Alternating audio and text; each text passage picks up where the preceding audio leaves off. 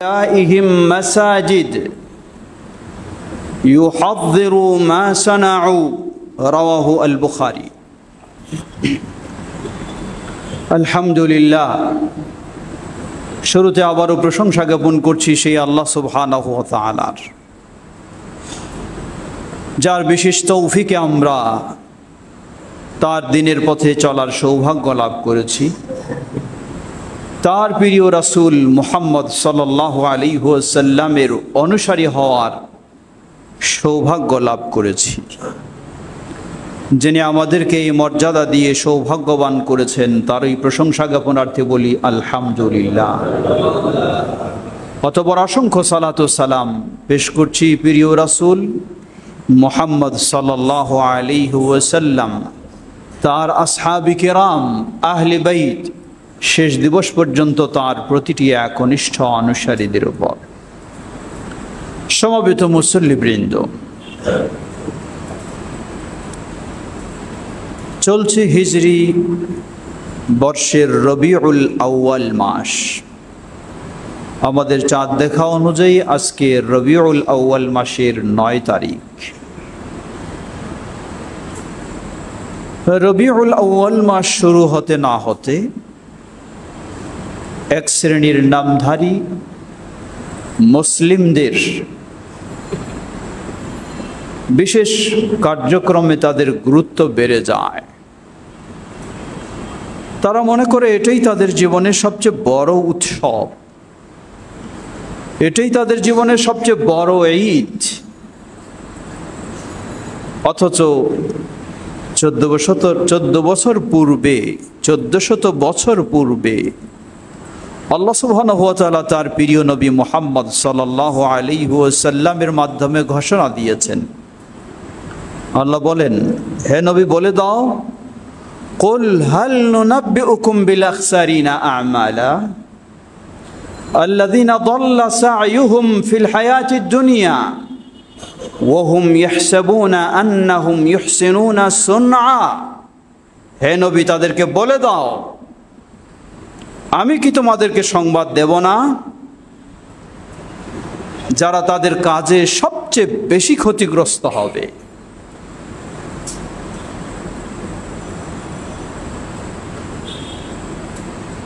কুল হাল নুনাব্বিউকুম বিল আখসারিনা আমালা আল্লাযীনা দাল্লা সা'য়ুহুম ফিল হায়াতিদ দুনিয়া, যাদের দুনিয়ার জীবনে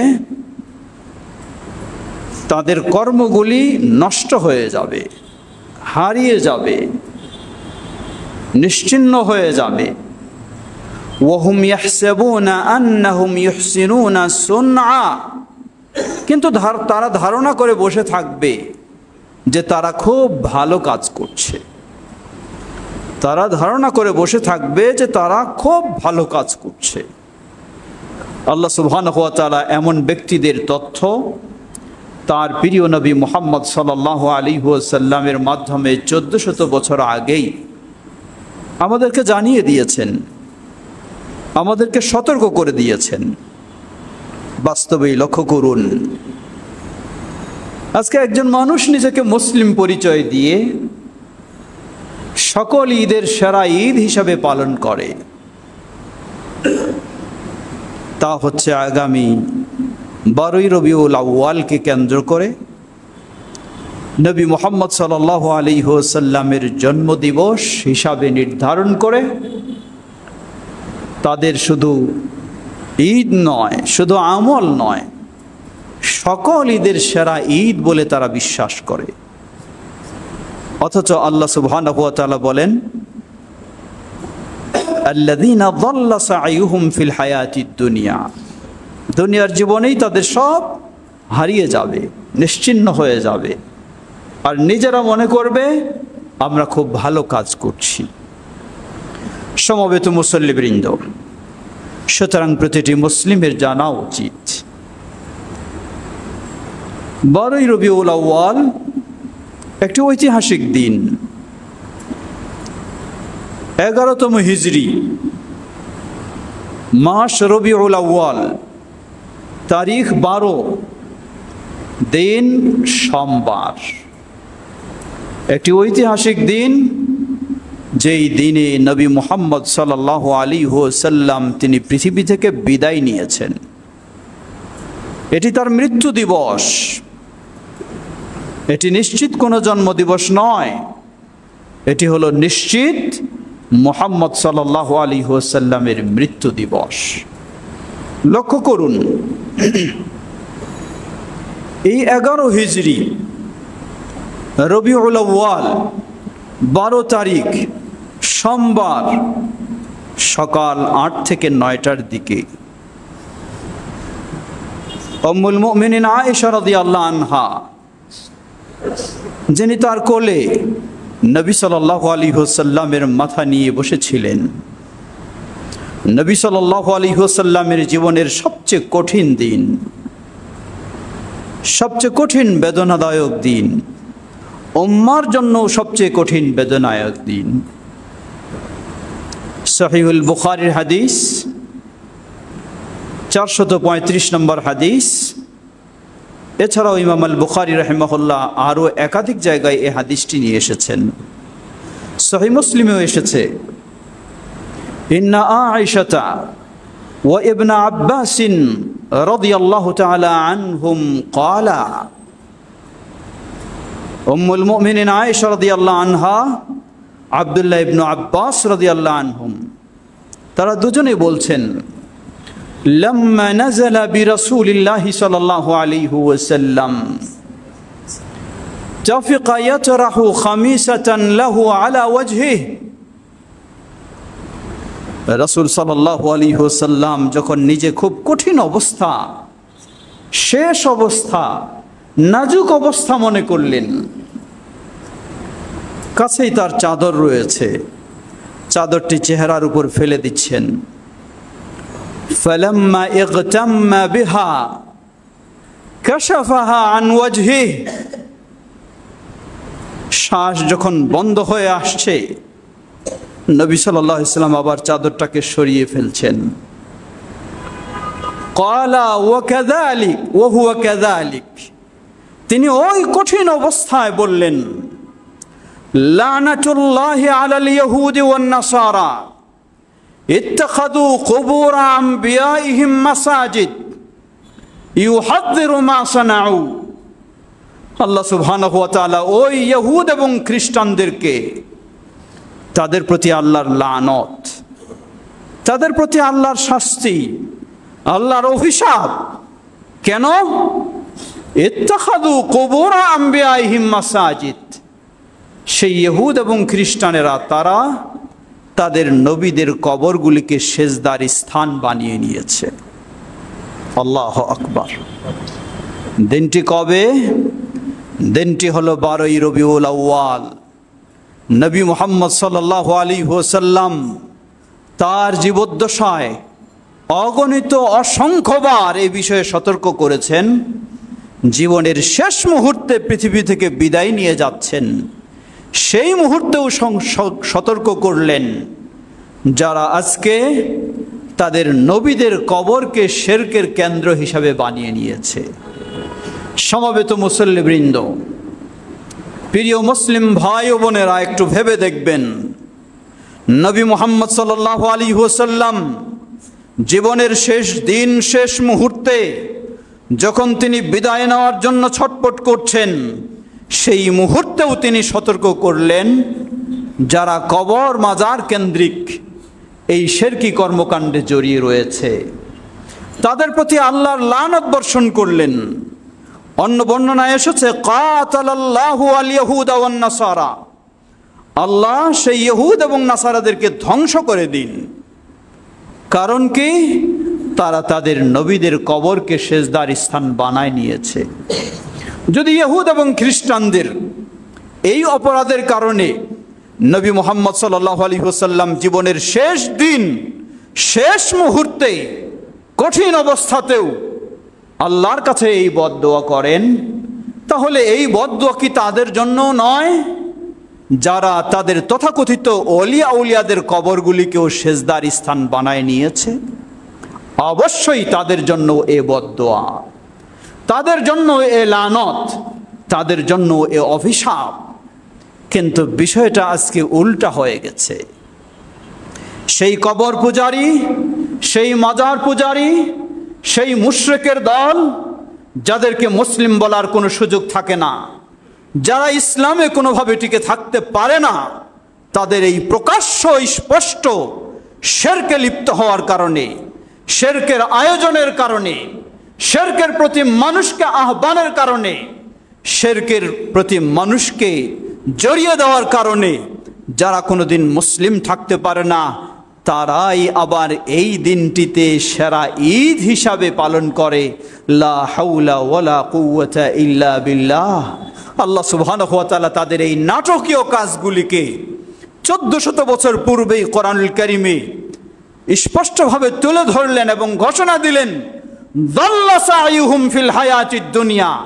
ওই বিভ্রান্তদের, মুশরিকদের, তাদের এই মাজার পূজারী, কবর পূজারী কর্মকাণ্ডকারীদের তাদের জীবনের সব আমল বরবাদ হয়ে গেছে, যদিও তারা নিজেদের কাজগুলিকে কতই না সুন্দর বলে দাবি করছে। আজকে সুন্দর বলে দাবি করছে, এজন্যই মাজারের বিরুদ্ধে যখন কথা এসেছে, সেই মাজার পূজারীরা রাজপথে নেমেছে তাদের মাজারকে সংরক্ষণ করার জন্য, তাদের কাজগুলিকে সুপ্রতিষ্ঠিত করার জন্য। লা হাওলা ওয়ালা কুওয়াতা ইল্লা বিল্লাহ। যদি আপনি মুসলিম হন, আপনার জন্য একান্ত কর্তব্য তথাকথিত এই মাজার ও কবর পূজারীর বিরুদ্ধে আপনাকে সোচ্চার হতেই হবে। এটি ঈমানের দাবি, এটি তাওহীদের দাবি, এটি ইসলামের দাবি। এটি আপনি নবী মুহাম্মদ সাল্লাল্লাহু আলাইহি ওয়াসাল্লামের অনুসারী হিসাবে দাবি করলে আপনার দায়িত্ব কর্তব্য এটি। সমবেত মুসল্লিবৃন্দ, সুতরাং তাহলে কি বলবো যে মাজার যে ভাঙার স্লোগান শুরু হয়েছে, সংস্কার শুরু হয়েছে, আমিও কি সেই মাজার ভাঙার স্লোগানের সংস্কারে আমিও কি নামবো? জবাব মনে রাখবেন, আল্লাহ রাসূল সাল্লাল্লাহু আলাইহি ওয়াসাল্লাম বলেন, মান রাআ মিনকুম মুনকারান ফালইয়ুগাইয়িরহু বিয়াদিহি ফাইন লাম ইসতাতি' ফাবিলিসানিহি ফাইন লাম ইসতাতি' ফাবিকলবিহি ওয়াযালিকা আযআফুল ঈমান। রাওয়াহু মুসলিম। কেউ যদি শরীয়ত গর্হিত কোনো অন্যায় কাজ দেখে, তার উচিত সেটি শক্তি প্রয়োগ করে সে প্রতিরোধ করবে। যদি অক্ষম হয় তাহলে কথা দ্বারা প্রতিরোধ করবে, যদি তাও অক্ষম হয় তাহলে সে তার আন্তরিকভাবে ঘৃণার মাধ্যমে প্রতিরোধ করবে। তবে এটি হলো দুর্বল ঈমানের বিষয়। আমরা বলবো এই ধরনের প্রকাশ্য একটি শিরকের কাজ নবী মুহাম্মদ সাল্লাল্লাহু আলাইহি ওয়াসাল্লাম তার জীবনের শেষ মুহূর্তে, শেষ দিনে যেই বিষয়ের ক্ষেত্রে কঠিনভাবে সতর্কবাণী উচ্চারণ করেছেন, সুতরাং এর চেয়ে জঘন্য নোংরা কাজ আর হতে পারে না। আল্লাহর কাছে সবচেয়ে জঘন্য নোংরা কাজ হলো শিরকের কাজ, আর এটি হলো একটি শিরকের কেন্দ্র, এটি হলো শিরকের একটি উৎসব। মিডিয়াতে খুব সহজেই দেখা যায় সেই মাজার পূজারীরা কিভাবে তারা গাঁজা নিয়ে ব্যস্ত, কিভাবে তারা যত রকমের শিরকি কর্মকাণ্ড, ইসলাম বিরোধী সবগুলি হলো তাদের কর্মকাণ্ড, এগুলি নিয়ে তারা ব্যস্ত। সেগুলির দিকেই তারা মানুষকে আহ্বান জানায়। শুধু আহ্বান নয়, সেটাকে প্রতিষ্ঠিত রাখতে তারা জিহাদ ঘোষণা করছে। সুতরাং আপনার যদি ঈমান থাকে তাহলে আপনাকেও একইভাবে প্রতিরোধে নেমে আসতে হবে। এর অর্থ এই নয় তাহলে আপনি সালাতের পরেই সদল বলে গিয়ে আপনি রক্তাক্ত পরিবেশ তৈরি করবেন, না, কখনো নয়। মনে রাখবেন, ইসলামে আপনাকে নির্দেশ দেওয়া হয়েছে অন্যায়ের প্রতিরোধ করার। এই অন্যায়টা বিভিন্ন স্তরের হতে পারে। আপনি ব্যক্তি হিসাবে শক্তি প্রয়োগ করেও সেই অন্যায়ের প্রতিরোধ করবেন, যদি সেটা ন্যায় সেখানে প্রতিষ্ঠা করতে পারেন।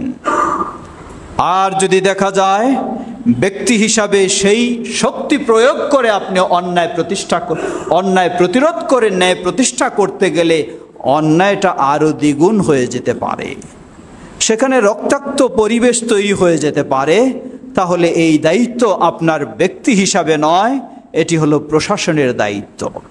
সেই ক্ষেত্রে আমরা বলবো এই মাজার কবর পূজার কেন্দ্রিক কর্মকাণ্ডগুলি এগুলি বিভিন্ন স্তরের রয়েছে। কতটি এমন বড় যেখানে আপনার মতো ব্যক্তি গিয়ে সেখানে কুলাতে পারবে না, সেটি অবশ্যই প্রশাসনের ব্যবস্থাপনায় সেটি হতে হবে। সেখানে আপনি একাই গিয়ে যদি এই ধরনের কিছু প্রতিবাদমূলক করতে চান, তাহলে সেখানে উপকারের চেয়ে ক্ষতির হওয়ারই আশঙ্কা বেশি রয়েছে। তাই সেটা থেকে আপনি দূরে থাকবেন। আপনি প্রশাসনের কাছে বিষয়টাকে সোপর্দ করবেন, প্রশাসনের সহযোগিতা চাইবেন, প্রশাসনকে উদ্বুদ্ধ করবেন, প্রশাসনকে আপনি জানাবেন, আহ্বান জানাবেন। আবার কতগুলি জায়গা রয়েছে যেই জায়গায় আপনার মতো একজন ব্যক্তি হয়তো যথেষ্ট হতে পারে সেটাকে নিভিয়ে দিতে, সেটাকে নিশ্চিহ্ন করে ফেলতে। কোনো রকমের বিরূপ প্রতিক্রিয়া সেখানে তৈরি হবে না, কোনো রকমের বড় রকমের সমস্যার সৃষ্টি হবে না। তাহলে অবশ্যই সেখানে আপনি আবার প্রশাসনের দোহাই দিয়ে চুপ করে থাকবেন, তা চলবে না। সেখানে আপনি যেহেতু সক্ষম, আপনি সেখানে ব্যবস্থা নেবেন সেই অন্যায় প্রতিরোধের জন্য। এটি হলো ইসলামের বিধান। তথা শর্টকাটে আমরা বলতে চাই, সবটাকে সমানভাবে দেখে জড়িয়েও যাওয়া যাবে না, আবার সবটাকে সমান মনে করে ছেড়েও দেওয়া যাবে না। উদাহরণস্বরূপ ইসলাম বলে যে ঈমানের 70-এরও অধিক শাখা প্রশাখা রয়েছে। সর্ব উৎকৃষ্ট শাখা হলো কাউলু লা ইলাহা ইল্লাল্লাহ, লা ইলাহা ইল্লাল্লাহ বলা। সর্বনিম্ন শাখা হলো রাস্তা থেকে ক্ষতিকারক কষ্টদায়ক বস্তুকে সরিয়ে ফেলা। আপনার ঈমানি দায়িত্ব হলো রাস্তা থেকে কষ্টদায়ক বস্তুকে সরিয়ে ফেলতে হবে।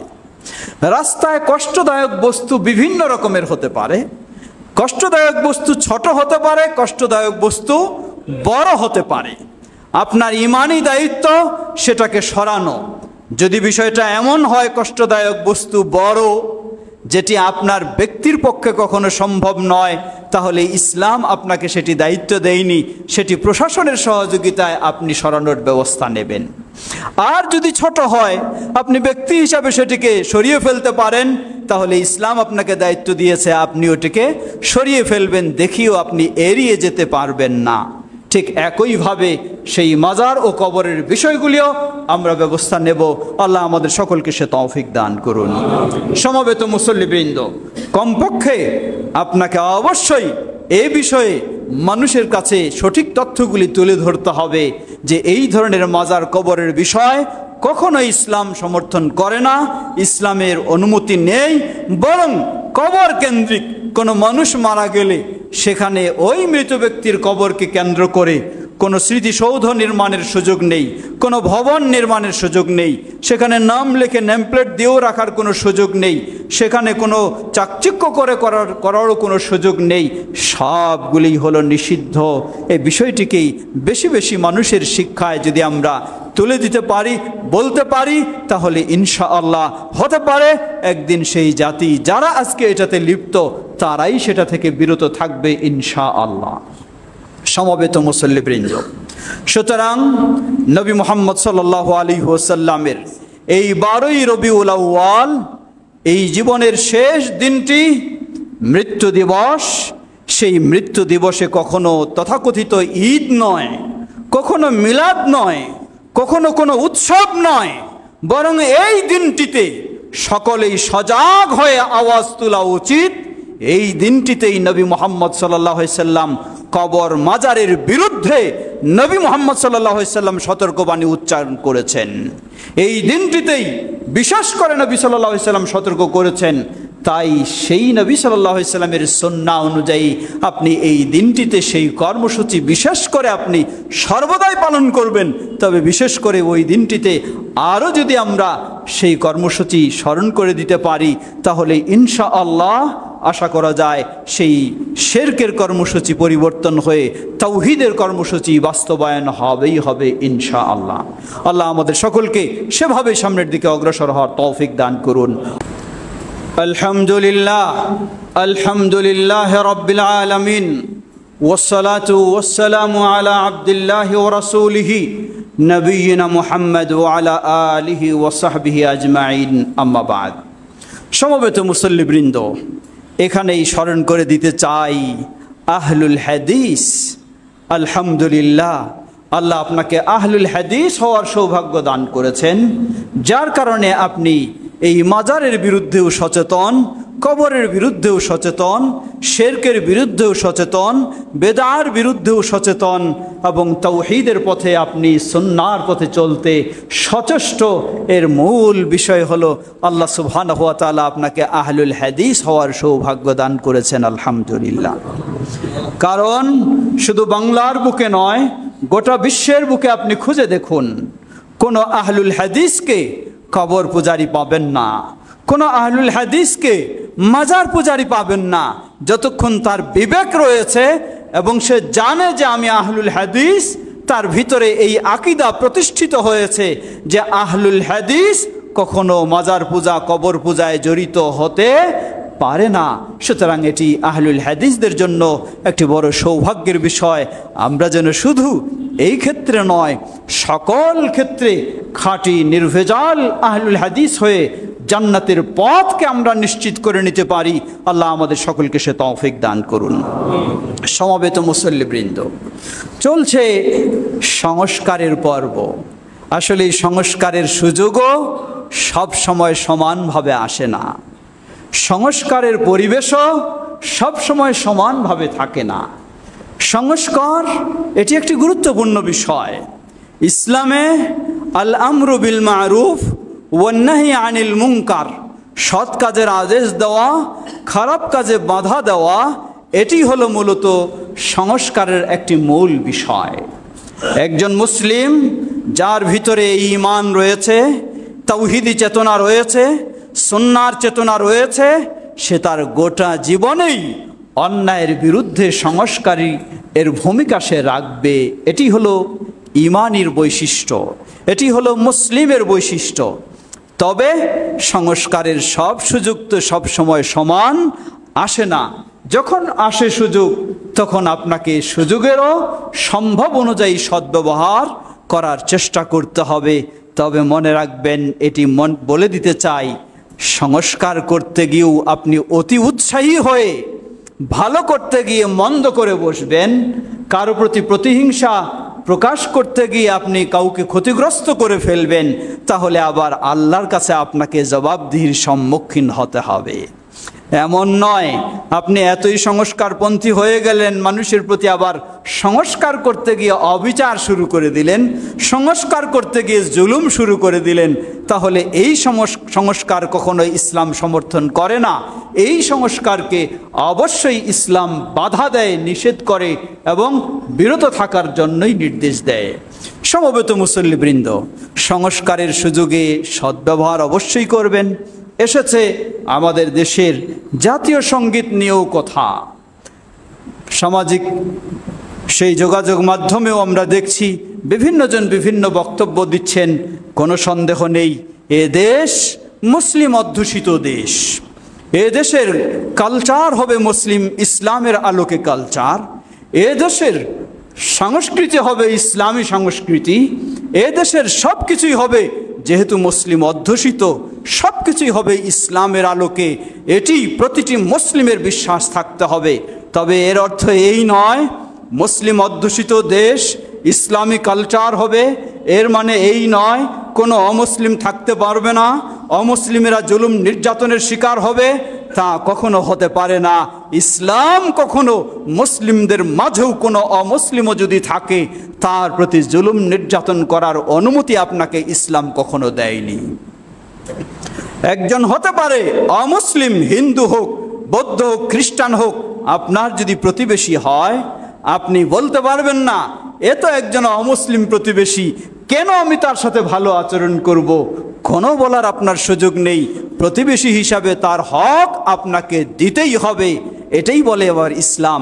সুতরাং কেউ যদি অপপ্রচার করে যে আমরা মুসলিম অধ্যুষিত দেশে ইসলামী সংস্কৃতি বা ইসলামী কালচার ও ইসলামী নিয়মকানুন সব কিছুই করব, এর মানে অমুসলিমদের প্রতি জুলুম অত্যাচার শুরু করব, এটি কখনো হতে পারে না।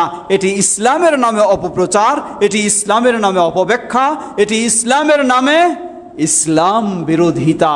সুতরাং আমরা বলবো একদিকে অবশ্যই আমরা ইসলামের সব কিছু পরিপূর্ণ হওয়ার চেষ্টা করব, অপরদিকে যেন অন্যের প্রতি আবার অবিচার না হয় সে বিষয়টি আমরা খেয়াল করব। মুসলিমদের জাতীয় সঙ্গীত কোনো হতেই হবে এমন ইসলামের বিধান নয়, যে একটা জাতীয় সঙ্গীত থাকতেই হবে এমন নয়। নবী মুহাম্মদ সাল্লাল্লাহু আলাইহি ওয়াসাল্লাম মদিনায় ইসলামী রাষ্ট্র গড়েছেন, ইসলামী দেশ ছিল খোলাফায়ে রাশিদিনের। কই মুহাম্মদ সাল্লাল্লাহু আলাইহি ওয়াসাল্লামের খোলাফায়ে রাশিদিনের তো কোনো ইসলামী জাতীয় সঙ্গীত খুঁজে পাওয়া যায় না, তাদের তো কোনো ইসলামী জাতীয় সঙ্গীত ছিল না। সুতরাং জাতীয় সঙ্গীত হতেই হবে এমন কোনো বিষয় নয়, এক নম্বর কথা। দুই নম্বর কথা, যদিও কোনোভাবে হয়েই যায় জাতীয় সঙ্গীত, তাহলে মুসলিমদের জাতীয় সঙ্গীত হবে ইসলামের আলোকে, যেখানে থাকবে তাওহীদ ও সুন্নাহর চেতনা, যেখানে থাকবে মুসলিম নতুন প্রজন্ম, যাতে তারা একদিকে ইসলামের প্রতি তাদের ভালোবাসা তৈরি হবে, অপরদিকে দেশের প্রতি তাদের ভালোবাসা তৈরি হবে, এমনভাবে হবে। কিন্তু এমনটি তো কখনোই হতে পারে না যেই সঙ্গীতে মানুষের ভিতরে শিরকি কুফরি মতবাদ মানুষের ভিতরে প্রতিষ্ঠিত হবে, এমন সঙ্গীত তো কখনোই মুসলিমদের জন্য শোভা পায় না। সুতরাং সুযোগ পেয়ে থাকলে এটিও আপনাকে চেষ্টা করতে হবে। বিশেষ করে বর্তমান অন্তর্বর্তীকালীন সরকার যে রয়েছে, যাদের অধিকাংশ জনই আমরা বলবো তাদের একটা ভালো চিন্তা রয়েছে, তারা ভালো জিনিসকে খুঁজতে চান, ভালো জিনিসকে দেশের জন্য কাজে লাগাতে চান। এই ক্ষেত্রে প্রতিটি দেশের নাগরিকের একান্ত দায়িত্ব হবে যারা এই দেশের ভালো করতে চাইবে তাদেরকে সহযোগিতা দেওয়া, তাদের ভালোর কাজের ক্ষেত্রে তাদেরকেও সহযোগিতা দেওয়া, উদ্বুদ্ধ করা, এটি ইসলামের নির্দেশ। সুতরাং এই সুযোগটিকেও আপনি কাজে লাগাবেন, লাগিয়ে যত রকমের সংস্কার রয়েছে ইসলামের আলোকে, নিজের ব্যক্তি স্বার্থের আলোকে নয়, সেটি হলো ইসলামের আলোকে, দেশের আলোকে, দেশের স্বার্থের আলোকে, সেগুলিকে আমরা সাধ্য অনুযায়ী চেষ্টা করব। আল্লাহ আমাদের সকলকে সে তৌফিক দান করুন। বিশেষ করে এই জাতীয় সঙ্গীত যেটি রয়েছে, সেই শব্দগুলি আমরা জানি। এখানে মা বলে যদিও দেশকে সম্বোধন করা হয়েছে, দেশকে মা বানানো হয়েছে, কিন্তু এর অপর একটি দিক হলো তৈরি যেহেতু এই সঙ্গীত বা উপস্থাপন যেহেতু হয়েছে, বা সংকলন যেহেতু হয়েছে, বা সম্পাদনা যেহেতু হয়েছে হিন্দু মানুষের পক্ষ থেকে, সুতরাং হিন্দুদের বড় দেবতা হলো মা।